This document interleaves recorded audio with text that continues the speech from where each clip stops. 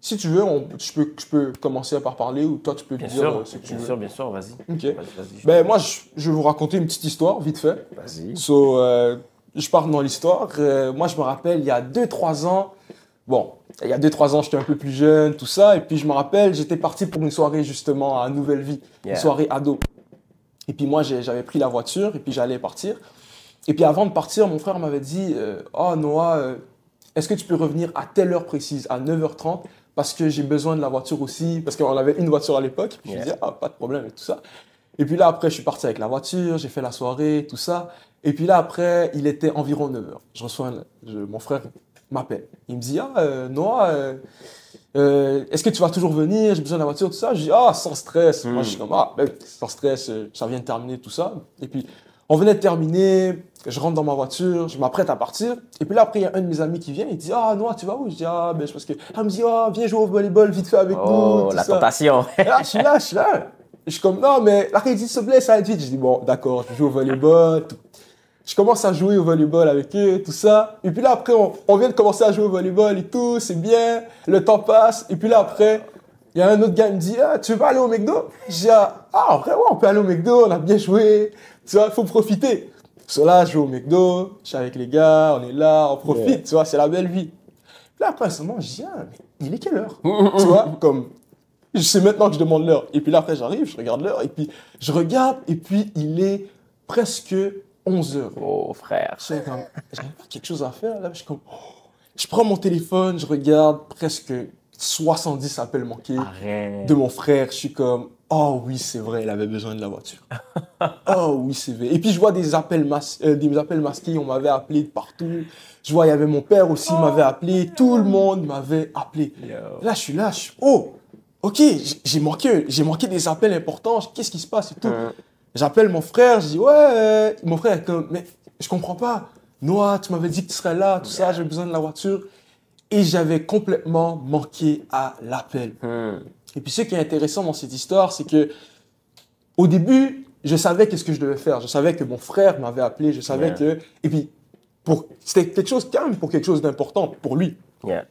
Et puis, ce qui est intéressant dans cette histoire, c'est que même si j'avais une bonne intention, à cause des distractions, à cause de plein d'autres facteurs, j'ai complètement oublié ce que j'étais censé faire. Yeah. Rentrer à la maison pour passer la voiture à mon frère. Wow. Et puis pourquoi j'ouvre avec cette histoire, c'est parce que de temps en temps, on est tellement dans le mouvement, on est tellement, on va avec le mouvement, on va avec des choses, des distractions du monde et tout. Yeah.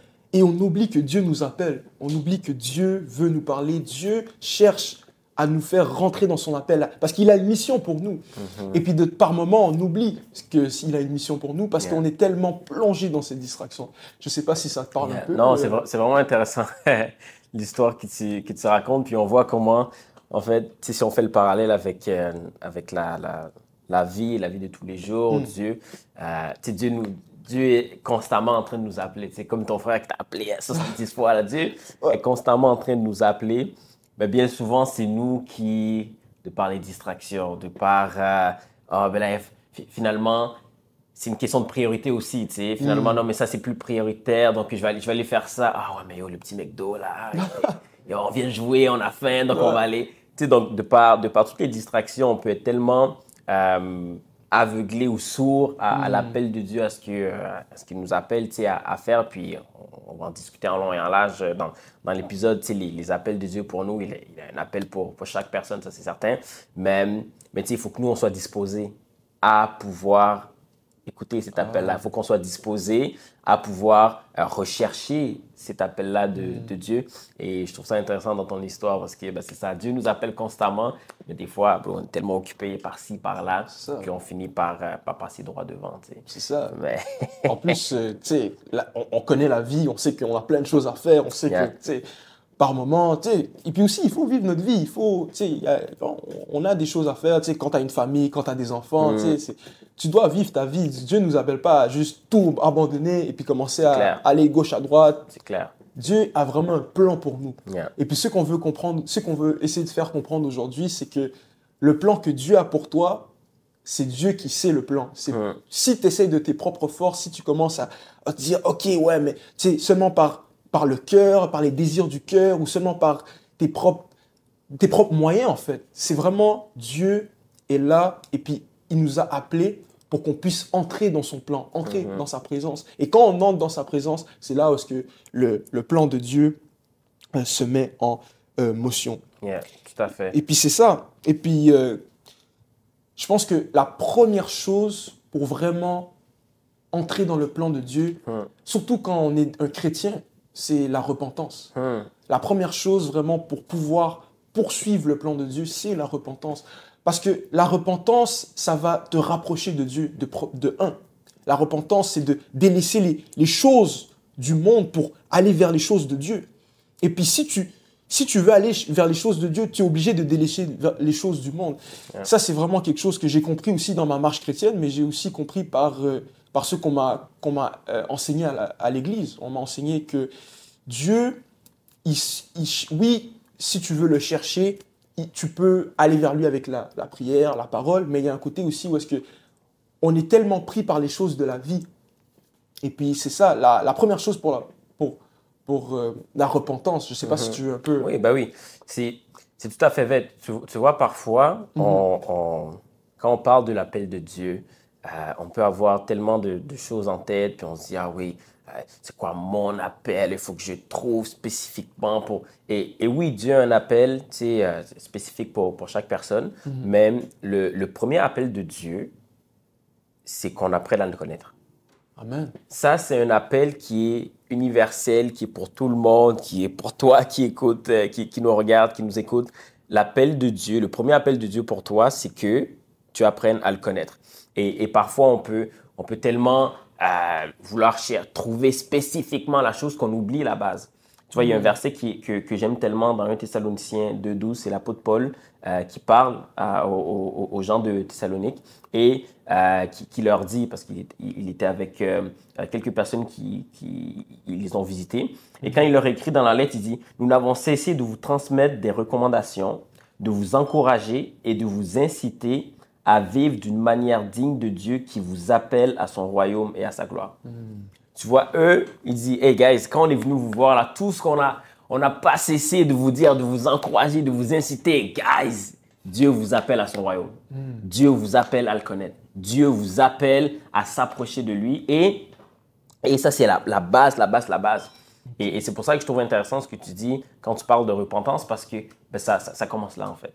Tout commence là. Connaître Dieu, c'est reconnaître qui nous on est en tant que pécheurs et de réaliser qu'on a besoin d'un Dieu qui vienne nous sauver, qu'on a besoin d'un Dieu qui vienne nous pardonner de nos péchés. Et la repentance, c'est ça, c'est de demander pardon à Dieu pour nos péchés, pour les choses qu'on a fait et qui ne sont pas dignes de lui. Tu sais, comme ça le dit dans le texte, la vie peut-être qu'on a menée d'une manière ou d'une autre et qui fait en sorte que ça n'a pas rendu gloire à Dieu, ben c'est de s'arrêter là et de dire, OK, wow, Seigneur, je te demande pardon pour ça, donc d'où la repentance. Mais tu sais, cet appel-là, il est universel pour tout le monde. C'est que, hey, Dieu t'appelle à le connaître. Dieu t'appelle à avoir puis tout en nous, tu sais, puis parfois on va vouloir le cacher ou le renier et tout, mais au fond de chaque être humain, il y a ce besoin de quelque chose de plus, de quelque chose qui nous dépasse. Et tu dis, hey, mais c'est quoi cette chose? C'est Dieu qui t'appelle et qui veut se révéler à toi. Mais pour ça, il faut que tu t'arrêtes et que tu fasses le pas, que tu le recherches, que tu le demandes et Dieu va se révéler. Tu sais. Donc oui, je suis tout à fait d'accord avec toi quand tu parles de repentance parce que c'est la base. Tu vois, c'est la base de tout cela. Je suis totalement d'accord avec toi. Je suis totalement d'accord. Et puis, pour entrer dans ce côté de repentance, qu'est-ce que tu suggères à des gens qui nous écoutent en ce moment? Parce qu'il y a des gens, je crois, qui sentent ce besoin d'aller vers Dieu, qui sentent ce besoin de se repentir. Mais par moments, on est tellement distrait. Il y a des choses qui essaient de nous attirer pour, oh, OK, j'étais censé lire ma Bible, mais regarde, il y a des choses, il y a des parties. J'étais censé lire ma Bible, mais regarde, il y a des événements qui se passent, il y a YouTube, il y a tellement d'affaires qui me distraient. Comment est-ce que je peux avoir ce côté ou est-ce que je peux juste aller dans la présence de Dieu? À tous les chrétiens qui nous écoutent, je dirais il y a une question de discipline qu'il faut mettre en place. Tu vois, surtout quand on parle de tout ce qui est distraction et tout, parce que la vie est remplie de distractions, ça va C'est tellement ça. vite, il y a tellement de choses. Et il faut mettre en place une discipline qui va au-delà de, bon, comment est-ce que je me sens aujourd'hui, qui va au-delà.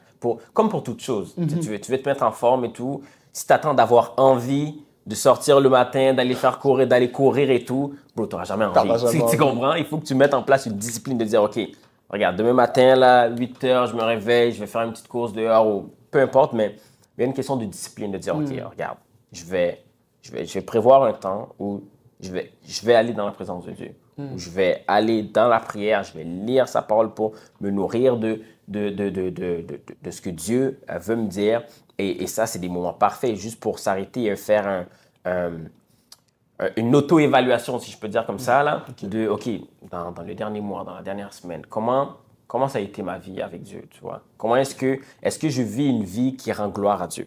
Est-ce que actuellement, je marche d'une manière qui est digne de Dieu, qui m'appelle à son royaume et à sa gloire?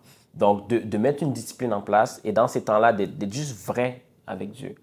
Tu vois, on peut cacher des choses au monde entier si on le veut. Regarde, donc, tu peux cacher des choses à tes parents, tu peux cacher des choses à tes amis, tu peux cacher des choses à toi-même. Tu peux essayer de renier des choses, mais tu peux rien cacher devant Dieu. Right? Dieu sait toutes choses. Dieu connaît ton cœur. Dieu sait comment ça a été dans ce dernier mois.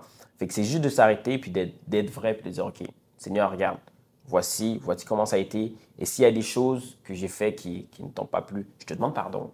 S'il y a des choses que j'ai fait qui n'ont pas rendu gloire à ton nom, je te demande pardon et je me repens. T'sais? Donc, il y a vraiment une discipline à mettre en place pour ça. Parce que si tu attends juste d'avoir l'envie, la motivation et tout, tu n'y arriveras jamais. Mais c'est de décider, OK, regarde, je prends cette décision, je me bloque un temps, je planifie un moment pour aller dans la présence de Dieu, être vrai devant lui et lui dire, hey, voici Seigneur, je me remets à toi et parle-moi, tu sais, dans ces temps-là. Parle-moi. Qu'est-ce que peut-être moi, je réalise pas qui ne te rend pas gloire, mais que quand je fais ça, ça attriste le Saint-Esprit et tu veux que j'évolue, que je change dans ces choses-là. Et Dieu va nous révéler.